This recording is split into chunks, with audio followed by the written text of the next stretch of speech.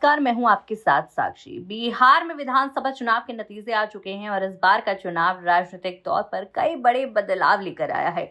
सबसे चौंकाने वाली खबर यह है कि AIMIM ने बिहार में अपनी पकड़ मजबूत करते हुए 5 सीटें जीत ली हैं। इसके साथ ही पार्टी प्रमुख असदुद्दीन ओवैसी ने ताबड़तोड़ खुलासे किए हैं जो राजनीतिक गलियारों में अब चर्चा का विषय बन गए हैं।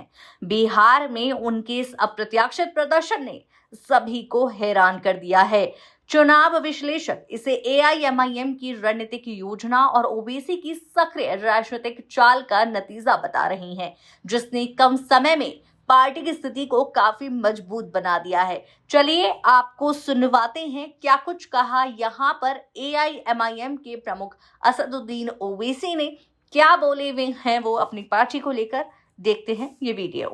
तो हमारी कोशिश है कि इसको और हमारी पार्टी को मजबूत किया जाए और मैं फिर से बिहार की आवाम का शुक्रगुजार हूं और खास तौर से मैं पहले से कह रहा था कि आरजेडी बीजेपी को नहीं रोक पाएगी।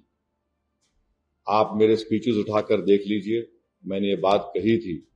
मैं बार बार आज भी बिहार के उन लोगों से अपील कर रहा हूं जो इस गलतफहमी का शिकार हैं MY कॉम्बिनेशन के ऊपर। मैं पहले भी कहा, असेंबली इलेक्शन के दौरान भी कहा और आज भी कह रहा हूं, आप सिर्फ वोट डालने वाले बनकर रहेंगे, आप वोट लेने वाला बनिए। इससे दो फायदा होगा, आपकी लीडरशिप बनेगी और आपके जरिए से आप कम्युनल और फाशिस्ट फोर्सेस को रोक पाएंगे। तो ये मुझे अपने ख्यालात का इजहार करना था। अगर आपके पास कोई सवालात हैं तो जरूर मैं उन सवालात का जवाब दूंगा। अगर आप 1 to 1 करना चाह रहे तो आप सवालात कम करिए, क्योंकि मैं 1 2 3 4 5 6 तो 22 माशाल्लाह से है और फिर हमारे हैदराबाद के लोकल न्यूज चैनल्स भी हैं, तो इसलिए अब आपके ऊपर है। मैं तो बैठने तैयार हूं, सिर्फ दुआ कर रहा हूं कि आदिल हसन को भी अल्लाह बलरामपुर से कामयाबी दे दे। सर, हैदराबाद के जुबली इलाके में BRS और बीजेपी ने इस्तेमाल किया, शशि कपूर उन्होंने टारगेट किया था, उसके बाद कांग्रेस की कामयाबी हुई। क्या किया उन्होंने? BRS पार्टी और बीजेपी के कई नेताओं ने शशि कपूर को आपको टारगेट किया था, आपकी पार्टी को टारगेट किया था, क्योंकि कांग्रेस को बहुत सारे मुद्दों पर। अब उनसे पूछो, आप उनसे पूछना पड़ेगा कि इतना बोलने के बावजूद भी हर वार्ड में उनकी शिकस्त हुई और बीजेपी की जमानत जब्त हो गई। अब तो लोगों को सोचना चाहिए कि जुबली हिल्स की आवाम ने जो फैसला लिया है वो उसको कबूल करना चाहिए।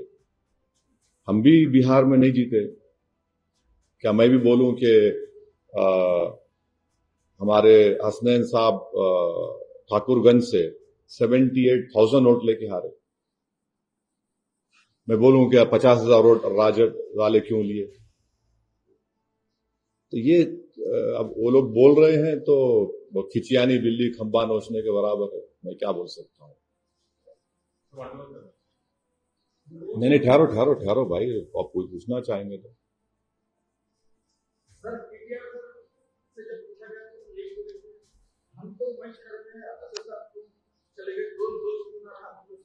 देखिए, ये संगम पिक्चर का गाना अच्छा दिखता है, ये सियासत है। मैं अपनी पार्टी को लेके आगे बढ़ना चाहता हूं, मैं किसी के इंतजार में या फिराक में नहीं ठहर सकता। मैं आपको पहले से बोला था, जब आप तमाम लोग दारुसलाम को आए थे, कि क्यों आप नवीन यादव की तायद कर रहे। मैं आपको बोला था कि BRS का वोट गिर गया है, अब इससे बढ़ के पूर्व आपको क्या होना। आप वहीं ठहरे रहिए, मैं तो रोक नहीं पाऊंगा, मगर मैं नहीं ठहर सकता ना। मैं एक पार्टी का जिम्मेदार हूं। मेरे को अपनी पार्टी को जब लेके हम बिहार जा रहे हैं, उत्तर प्रदेश में काम हो रहा है शौकत साहब की क़यादत में, वो भी आके बड़ी मेहनत किए, सब लोग आए, तो अब इसमें क्या अब मैं क्या बोल सकता हूं? अब उनको सोचना चाहिए। एआईएमआईएम की ये जीत और ओबीसी के खुलासे बिहार की राजनीति में नए समीकरण खड़े कर सकते हैं। अब सवाल यह है कि अगले विधानसभा सत्र में पार्टी और उसके गठबंधन किस तरह से अपनी भूमिका निभाएंगे और ये बदलाव राज्य की राजनीति पर किस हद तक असर डालेगा। असदुद्दीन ओवैसी ने स्पष्ट कर दिया है कि उनकी पार्टी केवल वोट बैंक तक सीमित नहीं बल्कि बड़े राजनीतिक इरादों के साथ मैदान में है। आने वाले दिनों में एआईएमआईएम की गतिविधियों और उनके नेताओं के फैसलों पर नजर रखना बेहद जरूरी होगी, क्योंकि ये बदलाव बिहार के राजनीतिक परिदृश्य को पूरी तरह हिला सकता है।